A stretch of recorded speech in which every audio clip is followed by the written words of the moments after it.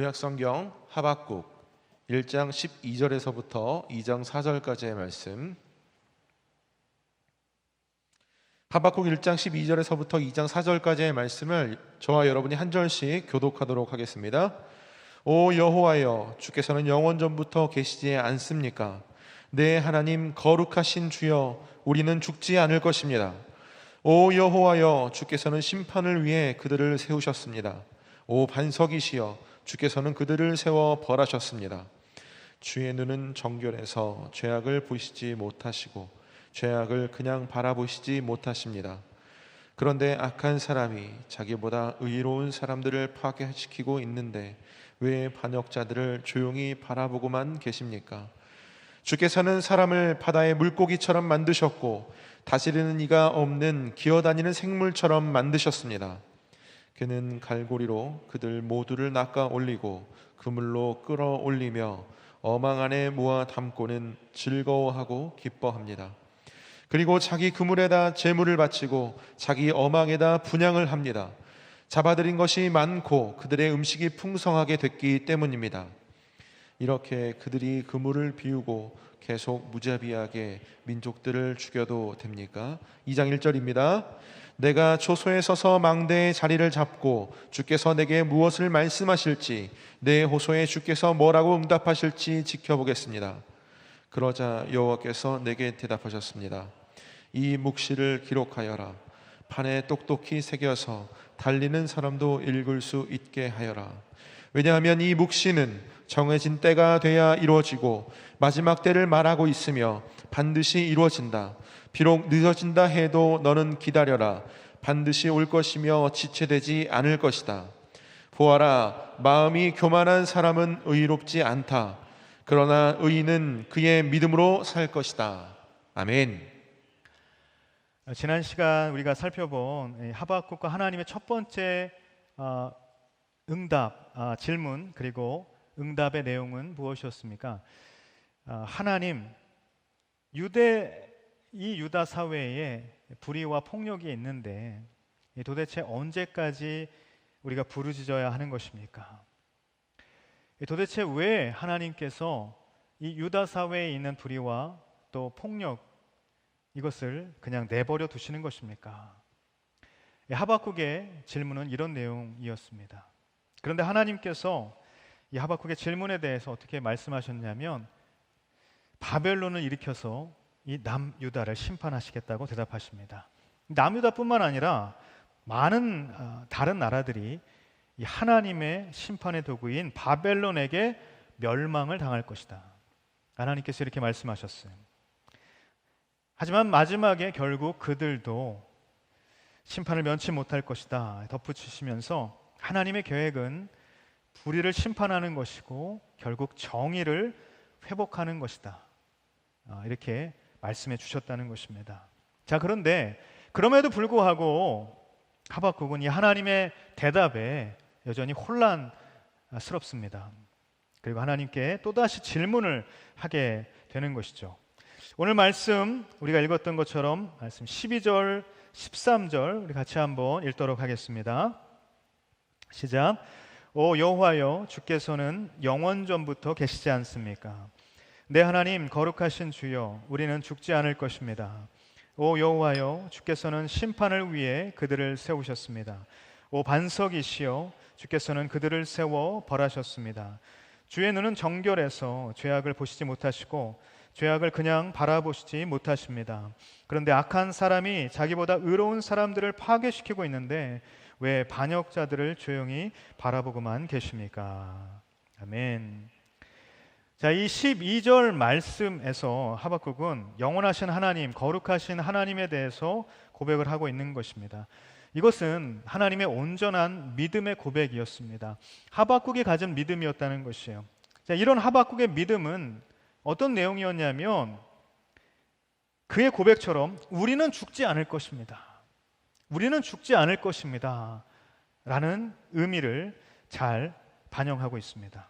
자, 그런데 하박국의 이 우리는 죽지 않을 것입니다라는 이 말씀은 어떤 의미인가? 하나님은 우리를 살리고자 하시는 분이다.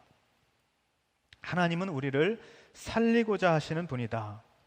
하박국이 온전한 믿음을 가지고 있었기 때문에 하박국은 우리는 죽지 않고 하나님께서 우리를 살리실 것이라는 걸 잘 알고 있습니다 라고 이렇게 이야기하는 것입니다.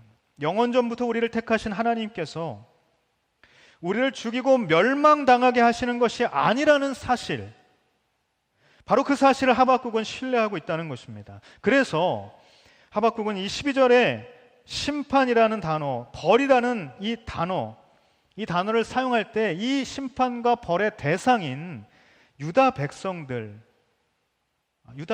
바로 심판을 받게 될 것이고 벌을 받게 될 것이다 잘 알고 있다는 것이에요. 그리고 그 심판과 벌을 통해서 유다의 정의와 공의가 바로 세워질 것이다, 하나님의 계획 잘 알고 있다는 것입니다. 자, 그렇다면 하박국의 질문은 거기서 끝나도 되는 것입니다. 그렇죠? 자, 그런데 하박국이 왜 두 번째 질문을 하나님께 던지고 있는 것인가? 죄악에 대해서 심판을 하시는 것 너무나도 당연합니다. 그런데 그 심판의 방법이 하나님 좀 이해되지 않습니다. 여러분, 하박국의 두 번째 질문은요, 어떻게 하나님이 더 악한 바벨론을 사용하실 수 있습니까? 라는 것이었어요. 다시 말해서 하나님의 그 의미는 잘 알겠습니다. 그런데 하나님의 방법은 이해가 되지 않습니다. 지금 이렇게 이야기하고 있다는 것이에요. 제가 얼마 전에 발목이 조금 잘못 뒤져서 삐었습니다. 그래서 제가 지금 한의원을 다니고 있는데 한의사 선생님이 침을 놓아주는데 발목이 아픈데 손등에 침을 놓는 거예요. 제가 한의학적인 지식이 있겠습니까? 제가 한의학적 지식은 없지만 제 생각에 이 발목이 다쳤으니까 발목 언저리에 이렇게 침을 놓아주셔야 치료가 될 것 같은데 손등에 자꾸 이렇게 놓으시는 거예요. 딴 데 막 목 뒤에 놓으시는 거예요. 이상하다 생각이 들지 않겠습니까? 손등에 침을 맞는다고 이게 과연 치료가 될까? 이렇게 치료의 방법에 의문이 들지만 제가 의학적인 지식이 없기 때문에 어련히 잘 하실 거라는, 선생님이 어련히 잘 하시겠거니 하는 그런 선생님에 대한 신뢰가 있기 때문에 그냥 치료를 받게 된다는 것입니다. 자, 여러분, 누구나 병원에 가면, 누구나 한의원에 가면 치료해 주시는 그 선생님의 의도를 잘 알기 때문에 치료의 방법은 이해가 되지 않더라도 신뢰하고 치료를 받게 된다는 것입니다. 하박국도 하나님의 의도를 잘 알았을 것이고, 그래서 방법이 좀 이해가 되지 않는다 할지라도 하나님 신뢰할 수 있었을 거예요. 그런데 문제는 뭐냐면 의사와 환자의 관계는 그럴 수 있는데 그것보다 훨씬 더 가까운, 훨씬 더 친밀한 관계가 바로 하나님과 하박국과의 관계였다는 것입니다. 이게 문제였다는 거예요. 무슨 말이냐면 하박국은 하나님에 대해 너무나도 잘 알고 있었기 때문에 오히려 하나님의 방법이 그가 알고 있는 하나님과 충돌하게 되었다는 것입니다. 환자는 의사의 의도 한 가지만 알고 있기 때문에 방법에 대해서 의문이 있어도 그냥 치료받게 되지만, 하박국은 하나님의 의도 한 가지만 알고 있는 게 아니라 하나님의 성품도 알고 있었고 하나님의 마음도 너무나도 잘 알고 있었기 때문에 이 하나님의 방법에 대한 의문이 생길 때 그냥 지나칠 수가 없었다는 거예요. 여러분, 아무런 질문이 없는 거, 무턱대고 믿는 거, 그게 신앙이고 그게 믿음이 아니라는 것입니다. 오히려 그게 하나님과의 관계에 뭔가 적신호가 있다는 신호라는 거예요. 우리가 그 질문을 가지고, 그 의문을 가지고 하나님을 향해서 계속 나아가는 것, 바로 그것이 어쩌면 오늘 이 하박국과 같은 하나님과 끊임없이 가까워지려는, 하나님과 그 친밀한 관계 안에 있는 우리의 모습일 수 있다는 것입니다. 그래서 하박국은 이 두 가지 근거를 들어서요, 하나님의 방법이 이해되지 않는다고 이렇게 말하면서 자신은 그 일들을 좀 받아들이기가 힘들다. 항변을 하고 있습니다. 질문을 하고 있어요. 하나님 제발 가르쳐 주십시오. 이야기하고 있다는 것이에요. 13절 말씀을 다시 읽으면 어떻게 이야기합니까? 주의 눈은 정결해서 죄악을 보시지 못하시고 죄악을 그냥 바라보시지 못하십니다. 그런데 악한 사람이 자기보다 의로운 사람들을 파괴시키고 있는데 왜 반역자들을 조용히 바라보고만 계십니까? 이렇게 이야기하고 있다는 거예요. 자, 먼저 하박국이 하나님의 그 방법을 받아들일 수 없다라는 이 근거로 이야기한 건 뭐냐면, 하박국은 하나님의 성품을 근거로 하나님의 방법에 의문을 제기하고 있다는 것입니다. 하박국은 정결하신 하나님에 대해서 알고 있었습니다. 정결하신 하나님에 대해서 이야기하고 있는 것이에요. 하박국은 거룩하신 하나님, 죄를 멀리하시는 하나님 알고 있었던 것입니다. 그 하나님과 인격적인 만남을 가졌던 거예요. 그 하나님에 대한 분명하고 온전한 신뢰가 쌓여 있었던 것입니다. 그런데 이제 와서 자신이 경험하고 알아왔던 그 하나님과는 전혀 다른 그 하나님, 전혀 다른 분이 되신다니, 하나님과 싸워왔던 그 교제의 시간들이 어떻게 생각이 돼요? 이게 허물어지는 거예요. 하나님에 대한 사랑, 하나님에 대한 믿음이 허물어지는 그런 상처를 받게 된 것입니다. 그래서 하박국은 하나님의 이 방법을 받아들일 수가 없다는 것이에요. 여러분, 우리가 신앙생활 하면서 하박국의 이런 경험 우리가 동일하게 하게 될 때가 있다는 것입니다. 하나님은 분명 사랑의 하나님이신데, 나는 그 사랑의 하나님을 경험했는데 왜 나에게 하나님은 이런 고통을 주시는 것일까? 하나님은 나를 지키시는 분이라고 배웠는데, 그리고 하나님께서 내 인생 가운데 나를 지키시는 많은 경험들을 했는데 왜 나에게 지금 이런 나쁜 일들이 생기게 되는 것인가? 하나님은 공의로우신 분이신데 왜 나보다 더 악한 저 사람은 도대체 벌을 받지 않고 형통한 것인가? 여러분, 하나님에 대한 신뢰가 있는 만큼 그 신뢰가 허물어지는 일들이 우리 가운데 상처가 된다는 것이에요. 그래서 우리는 하나님을 원망할 때가 있습니다. 스스로 깊은 절망에 빠지기도 합니다. 오랜 시간 하나님을 떠나기도 합니다. 하나님을 회피하기도 합니다. 왜요? 하나님을 받아들이기 어렵다는 거예요.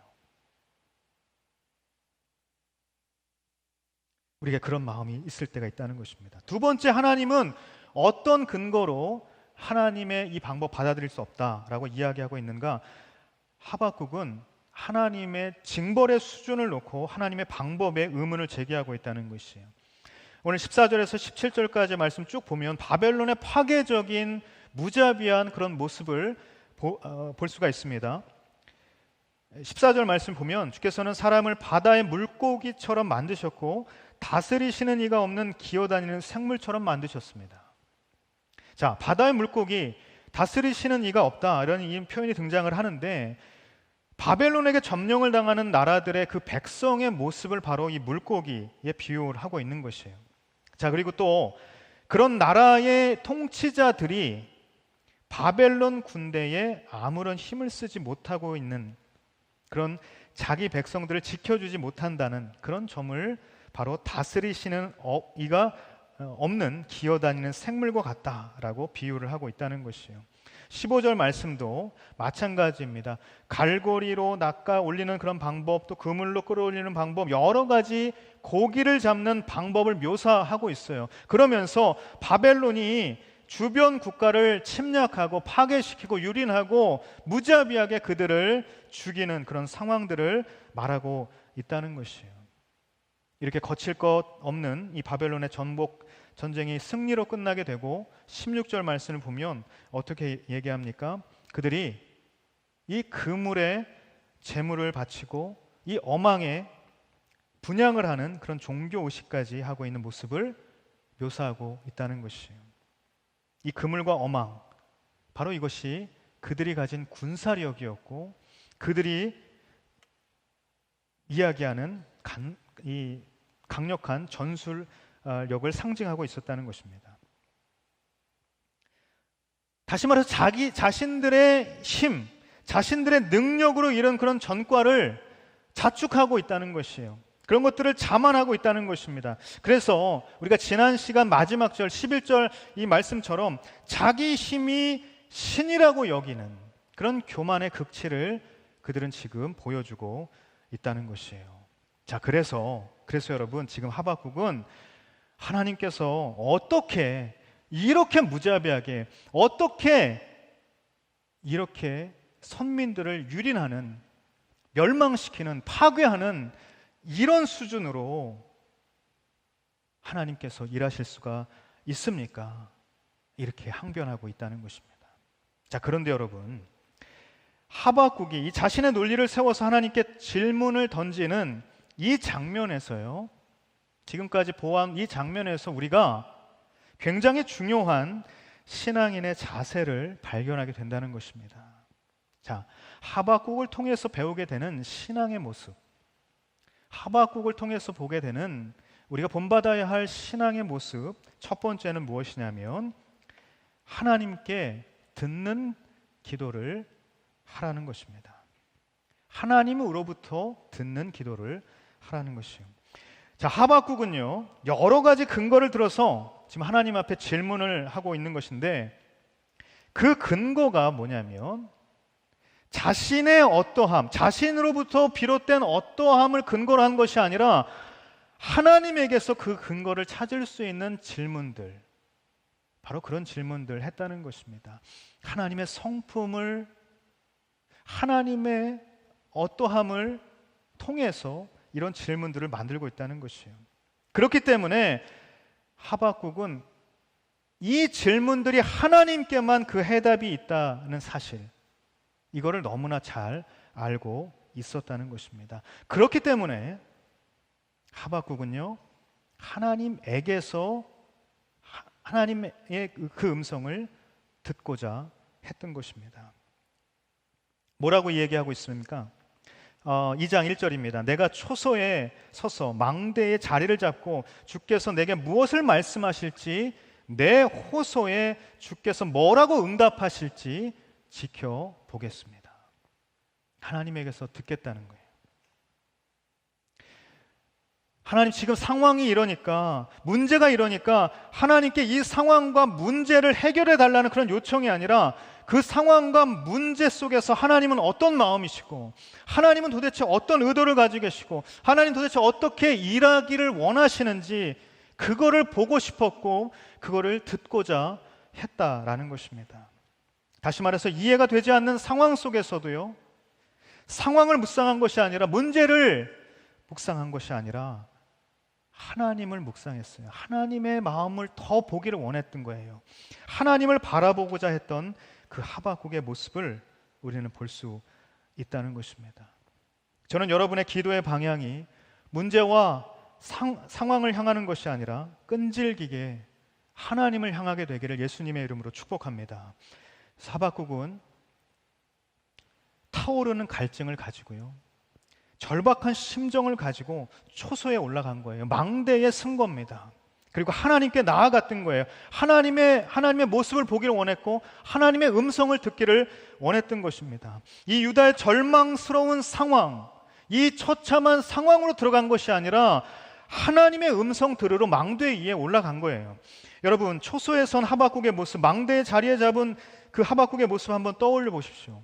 망대에 선 파수꾼, 성을 지키기 위해서 가장 멀리 내다보는 그런 역할을 하는 사람, 바로 그것이 파수꾼의 역할 아니겠습니까?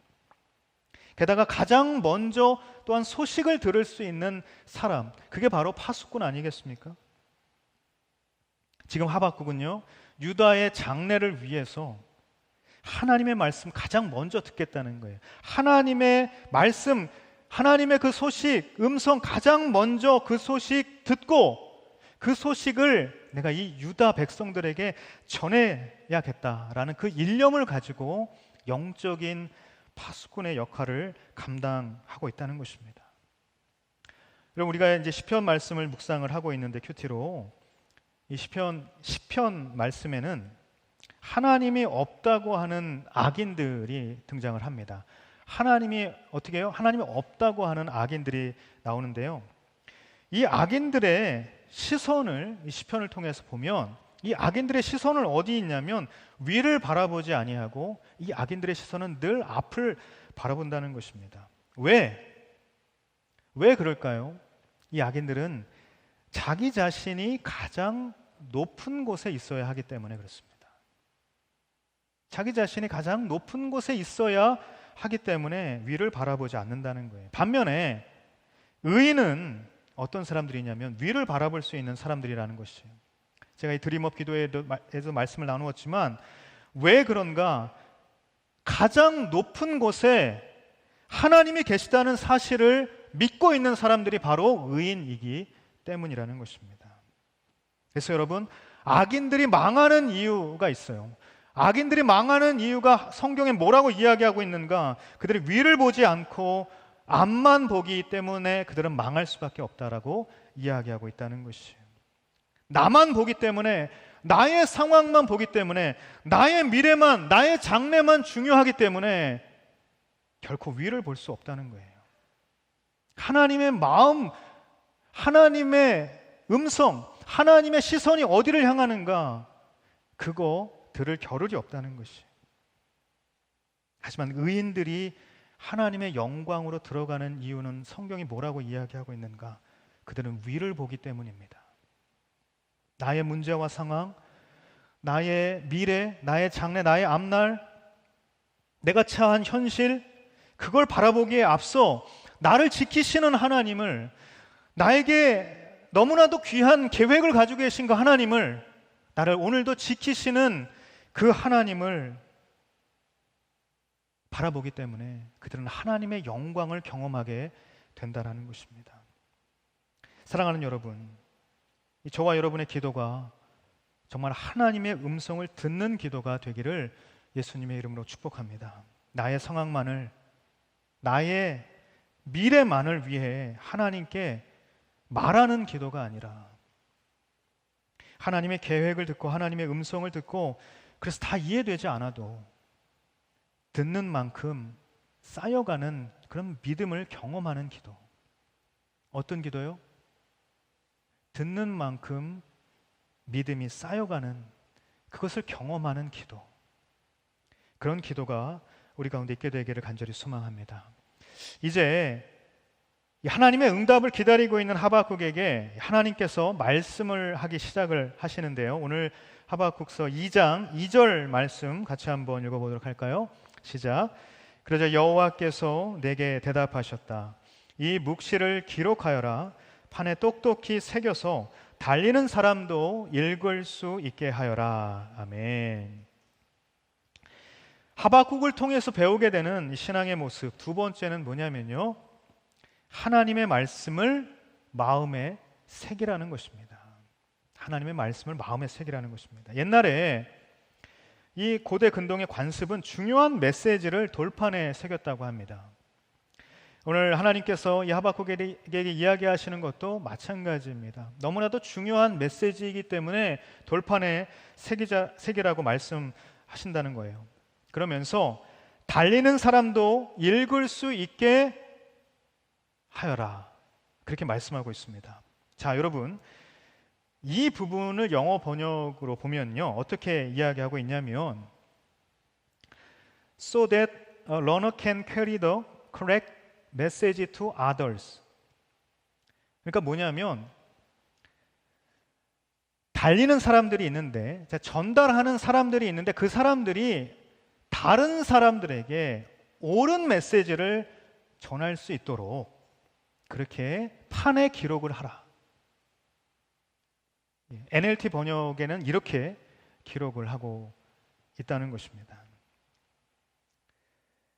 다시 말해서 기록의 이유는 뭐냐면 잘 전달하기 위함이라는 것이에요.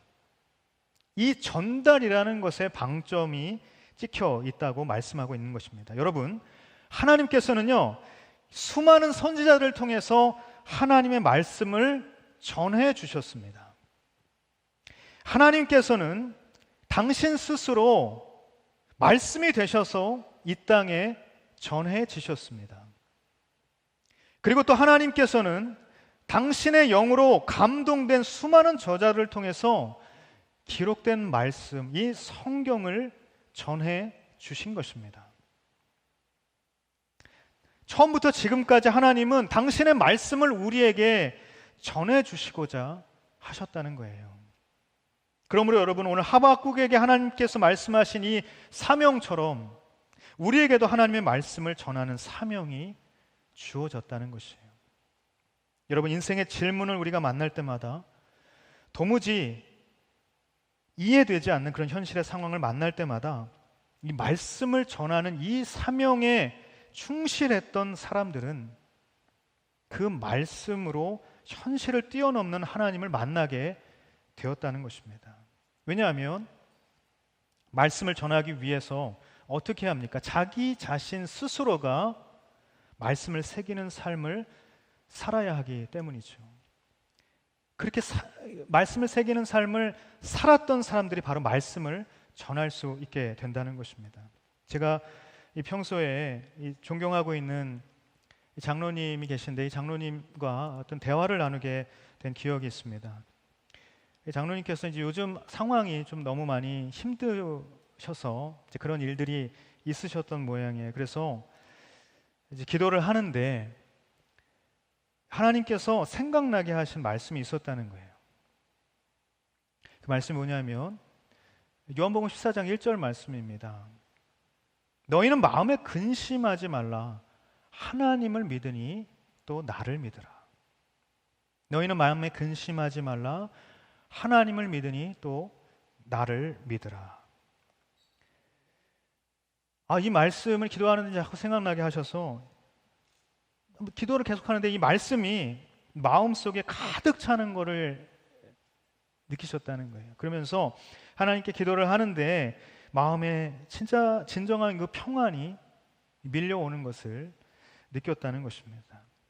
분명 상황은 하나도 변한 것이 없는데, 현실은 하나도 바뀐 것이 없는데, 그렇게 편안한 하나님의 그 평안을 경험했다라고 말씀하셨습니다. 그런데 여러분, 신기한 거는 뭐냐면요, 제가 그 말씀을 듣는데 그 하나님의 마음이 어떻게 장로님께 전해졌는지, 그리고 그 하나님의 말씀이 이 장로님에게 그 마음 가운데, 그 내면 가운데 어떤 의미로 다가왔는지 제가 그 말씀을 듣는데 고스란히 느낄 수 있었다는 것입니다. 여러분, 하나님의 마음을 경험하는 것처럼 내가 남에게 무언가를 전할 때 강력한 증거가 되는 것은 없다는 거예요. 말씀이 내 안에서 용서슴을 쳐서 그 말씀으로 만났던 그 하나님에 대한 경험이 우리 가운데 있다면, 내가 그냥 내뱉는 말씀이라 할지라도 이 말씀이, 그 말씀을 듣는 누군가에겐 정말 하나님으로 들려진다는 것입니다. 정말 살아있는 말씀으로 전달된다는 것입니다. 제가 장로님께 그 말씀으로 역사했던 그 경험을 고스란히 들었을 때 저에게 동일한 감동이 전해졌던 것처럼 바로 그런 일들이 일어나게 된다는 것입니다. 그러므로 여러분, 하나님의 말씀을 마음에 새기는 일, 저와 여러분의 습관으로 자리 잡게 되기를 간절히 바랍니다. 큐티를 하는 습관, 매일 한 구절이라도요, 그 말씀이 마음에 뿌리를 내리게 될 때 끊임없이 이 말씀이 전해지기를 바라는 그 하나님의 꿈이 저와 여러분의 그 삶 가운데에 열매를 맺게 될 것입니다. 이어서 하나님께서는 기록하여 전달하라는 이 사명을 주신 이유에 대해서 이제 말씀을 마지막으로 이어주시는데, 오늘 말씀 3절입니다. 같이 한번 읽도록 하겠습니다. 시작. 왜냐하면 이 묵시는 반드시 이루어진다. 비록 늦어진다 해도 너는 기다려라. 반드시 올 것이며 지체되지 않을 것이다. 아멘. 하박국을 통해 배우게 되는 신앙의 모습, 마지막 세 번째는 뭐냐면 더딜지라도 기다리라는 것입니다. 하나님께서 하박국에게 묵시가 이루어질 때 바로 정해진 때가 있다고 이제 말씀을 이어가시는데, 그런데 여러분, 그 정해진 때는 뭐라고 이야기하시냐면 마지막 때를 가리킨다라는 힌트를 주셨어요. 그리고 반드시 그 마지막 때에 그 하나님의 묵시가 이루어진다라는 약속 또한 주셨다는 것입니다. 자, 그렇기 때문에 너는 늦어진다 해도 반드시 기다리라, 이렇게 말씀해 주고 있다는 것입니다. 여러분, 정해진 때는 정확한 때를 의미하는 것입니다. 변동되지도 흔들리지도 않는, 빠르지도 늦지도 않는 가장 알맞은 타이밍이 맞춰진 때가 있다는 것입니다. 저와 여러분의 인생에도요, 하나님께서 설계하신 가장 알맞은 때가 있다는 사실이에요. 모세가 하나님께 부름을 받습니다. 이리저리 뺍니다. 두렵습니다. 못하겠습니다. 난리를 피웠지만 하나님께서는 결국 그를 민족의 지도자로 세우십니다. 이제 모세는 하나님이 세우셨으니까 모든 일이 잘 풀릴 것이다, 이런 생각을 하게 됩니다. 그런데 모세 앞에 바로가 앞을 가로막아 섭니다. 하나님께서 나를 세우셨고 하나님께서 사명을 주셨기 때문에 하나님께서 이스라엘 백성들을 이끌고 가나안 땅으로 가라는 말씀을, 약속을 주셨기 때문에 이 모든 일이 잘 풀릴 거라는 생각을 했지만, 단번에 이스라엘 백성을 이끌고 이집트에서 나와서 가나안 땅에 들어갈 줄 알았지만 모세가 생각한 이 생각들이 꼬이기 시작했던 거예요. 그래서 그런 불안한 마음에 하나님의 말씀을 계속해서 이어가고 있습니다. 재앙을 하나하나 선포를 하고 있습니다. 그런데 그 재앙을 하나하나 지날 때마다 모세는 좀처럼 풀리지 않는 그런 자신의 앞날, 자신의 이 커리어가 불안해졌습니다. 이러다가 정말 이 바로 앞에 내가 무릎 꿇게 되는 거 아닌가, 이스라엘 백성들 앞에 내가 정말 이상한 사람이 되는 거 아닌가, 이런 마음들이, 이런 불안함들이 엄습한 것이죠. 자, 그런데 하나하나 계속해서 지나가다가 10가지 재앙, 10번째 재앙까지 오니까 이제 왜 이렇게 불안하게 기다려야 했는지, 왜 하나님께서 그렇게 계속해서 기다리게 하셨는지 그 이유를 알게 되었던 거예요. 출애굽기 11장 3절 말씀입니다. 이렇게 기록하고 있습니다. 여호와께서는 이집트 사람들로 하여금 이 백성들에게 호의를 갖게 하셨습니다. 또 그 사람 모세는 이집트에서 바로의 신하들과 백성들에게 매우 위대해 보였습니다. 아멘. 여러분, 모세에게 이 10가지 재앙의 그 사건들을 이루어지게 한 그 시간은 그를 위대하게 보이게 하실 하나님의 가장 절묘한 타이밍이었던 것입니다.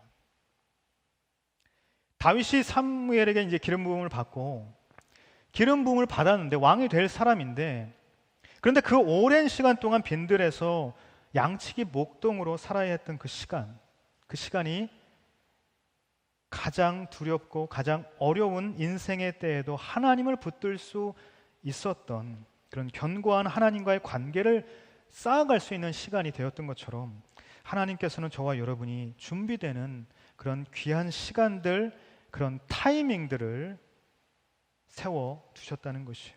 요나에게 3일 동안 물고기 뱃속의 시간이, 요나에게 있었던 그 시간이 한 나라의 구원의 역사를 좌우했던 그 정확한 때였던 것처럼 우리에게 절묘한 인생의 타이밍은 반드시 있다는 것입니다. 여러분, 인생을 살면서 어쩌면 가장 어려운 것 중에 하나가 바로 이 기다림일 것입니다. 인내일 것입니다. 하지만 오늘 말씀에서 우리는 비록 늦어진다 해도, 비록 더딜지라도 반드시 이루어질 하나님의 약속의 때가 있다는 사실을 다시 한번 바라보게 되는 것입니다. 우리 시대는, 이 시대의 문화의 목소리는, 이 세상의 목소리는 기다림에 대해서 계산적으로 이해를 하려고 합니다. 기다리는 시간은 곧 돈으로 계산한다는 것이에요. 그래서 내 인생에 기다림, 그 기다림의 시간이 있다면 그것을 만약 기다림에 계속해서 쓰게 된다면 그만큼 너의 가치가 떨어진다는 논리로 우리를 위협한다는 것입니다. 기다렸는데 아무런 내 인생에 변화가 없어요. 인내했는데 아무런 내 인생에 반전이 없으면 나의 인생은 망한 것이라는 그런 논리를 말하고 있다는 것입니다. 하지만 성경은 우리에게 다르게 이야기합니다. 성경은 기다림에 대해 이렇게 이야기합니다. 예레미야가 3장 25절 26절입니다. 그분을 기다리는 사람과 찾는 사람에게 여호와께서는 선하십니다. 여호와의 구원을 조용히 기다리는 것이 좋도다. 아멘. 하나님을 믿는 믿음 안에서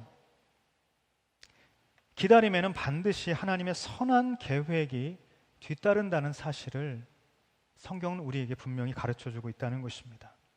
그래서 망하는 것이 아니라 살아나는 구원의 놀라운 일들이 바로 그 기다림을 통하여서 이루어진다는 것입니다. 그러므로 기다림은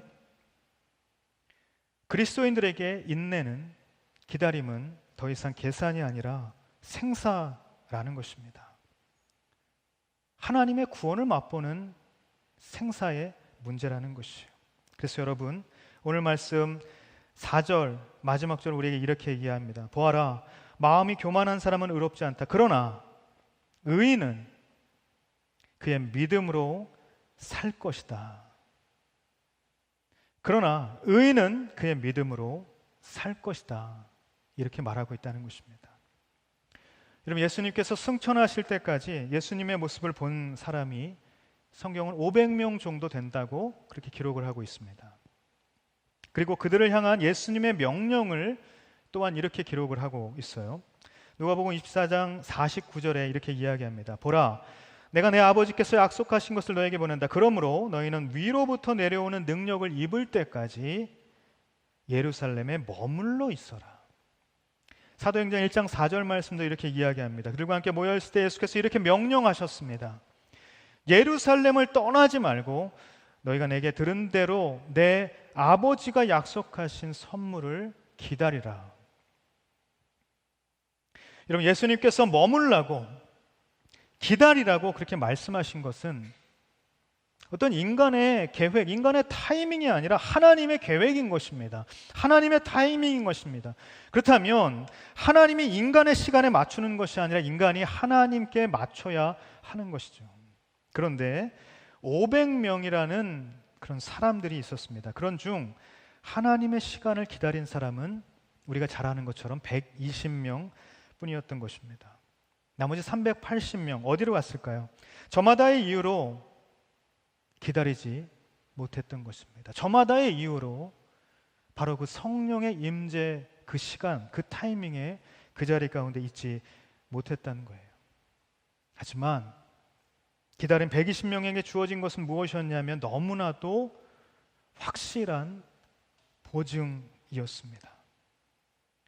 거부할 수 없도록 충만하게 부어진 확실한 보증, 바로 성령이었다는 것입니다.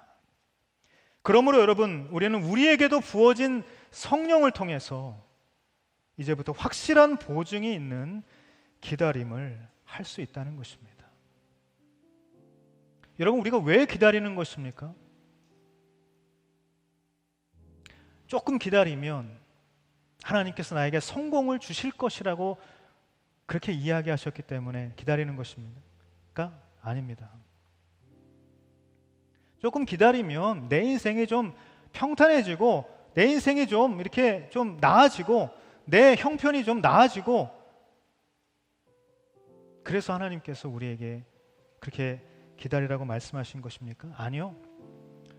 물론 현실의 상황의 어려움 그런 것들도 있을 수 있습니다. 그러나 더 중요한 것은 뭐냐면 너의 기다림을 통하여서 나는 가장 알맞은 너의 때를 예비하고 있다. 구원의 때를 예비하고 있다.